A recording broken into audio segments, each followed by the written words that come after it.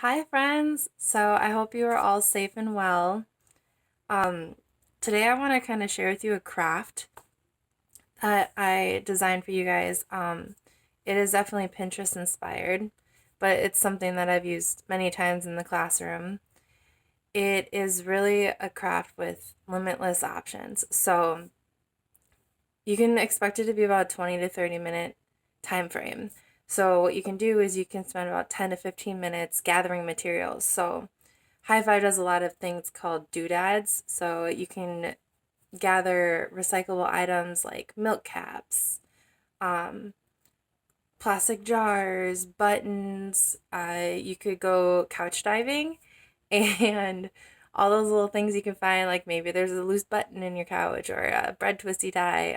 I don't recommend using food. Maybe toss that. But it's a good time to clean your couch, right? Underneath and in it.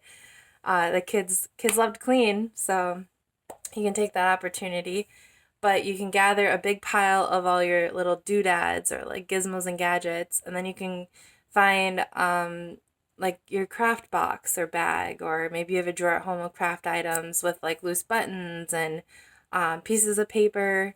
You could use scrapbook paper, glitter, pom pom balls, googly eyes, really anything that's like a freelance um, art concept to where you can let the kid just explore a variety of materials. So, with everyone kind of freaking about toilet paper, there's a great thing you can do with recycled toilet paper rolls. So, what I recommend is if you are using it from your toilet paper, wipe it down with like a Clorox wipe or a bacteria wipe quick, and let it dry a little bit before using it, just to make sure that extra sanitized. If you don't have these, it's okay. You can also just roll up a piece of paper, which also works great. It's not as sturdy, but it's the same concept. So with those two things, you can make a ton.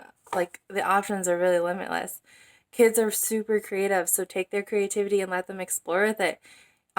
Kids learn best through their senses, so the more that they're using their hands and their fingers, they're working on those fine motors, and the more that they're problem solving in their head, like how can I get this wheel to stick on, uh, the more they're building on that. And it's so important, if like they're not in school right now, that they keep that mind going. Otherwise, even with just like a month or two not in school, it can really set them back a little bit on their developmental process at this time. And early childhood is such a huge time for them to work on that brain development before they get to kindergarten, that it's a necessity. So let me show you the cool things that they can make with toilet paper rolls.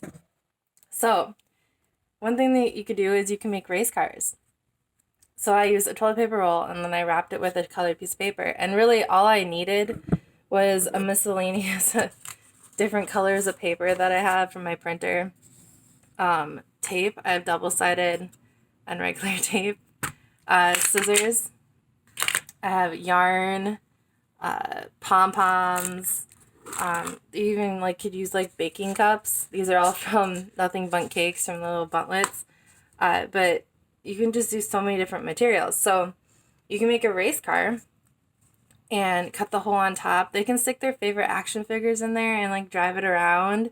Um, I mean, girls, you can put your Anna and Elsa in there and they can drive around too. You can make it into a princess carriage, even. Who knows? But for this, I use pom poms for my wheels. You could also stick like a wire in between and put two buttons on the side, and like it'll make the wheels move, and then it can actually roll around if you want. You could put little numbers on the side too. Your kid can decorate it all over. So you could do a race car. I just put this in. They could draw a steering wheel in there or use it as like to lean their action figure up against. But you can make a race car. That's one option. Another thing is you can make a dragon. So I recommend streamers for this, or like really lightweight paper. The yarn's a little too heavy, so it doesn't blow as much. It's kind of just like that. But I only have one button in my inventory at the moment, so you could use the button as the eyeball. I got two pom poms. They could draw a little nose. They could draw the eyes and the noses on there, But essentially, the kid will blow through this end and it'll pop up the fire and it'll be like a fire breathing dragon. So that's another really cool idea.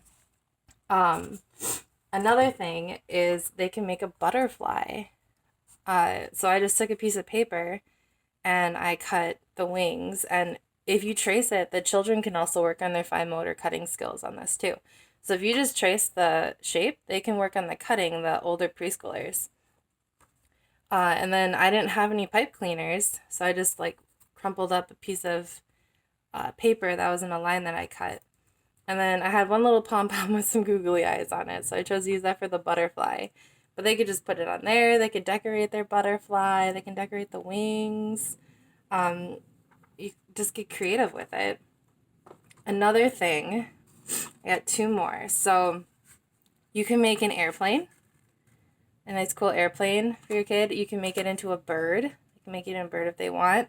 I added like little flaps to kind of act as like airplane concept. They can put little tips on there too for there. They could draw windows on it for the airplane.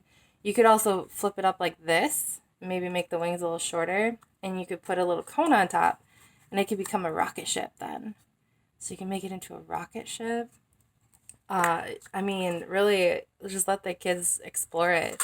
I recommend with like cutting slits, maybe adults do it just for safety reasons. But there's another option. And then the last option is probably the funnest option, or like the most fun. It's a game you can make with to where the whole family can play it. So you can get a bunch of these. You could either use paper towel tubes or just rolled up pieces of paper. And you can make them and number them. And you could do like a bowling concept where you can line it up like bowling pins with different numbers on it. But then you can use pom poms or bouncy balls or something, and you can throw them into the tubes, and the kids can kind of count, and it'd be a nice like number game. But that's basically the options I kind of came up with myself. And let me know if you are struggling with this. I can give more options.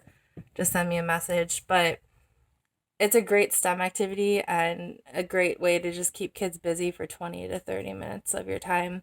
And I mean, you could spend 10, 15 minutes getting them ready, and then you can go to work in your office or at the dining room table while they do it. And then if they need help, you can just kind of bounce back and forth. Um, but once they have it and they're ready to play with it, like that gives you another 10 to 15 minutes of just time to you where you can focus on your work while the kids just play with their cool new inventions. So I hope you guys like the idea and I want to see some fun activities done. So have fun.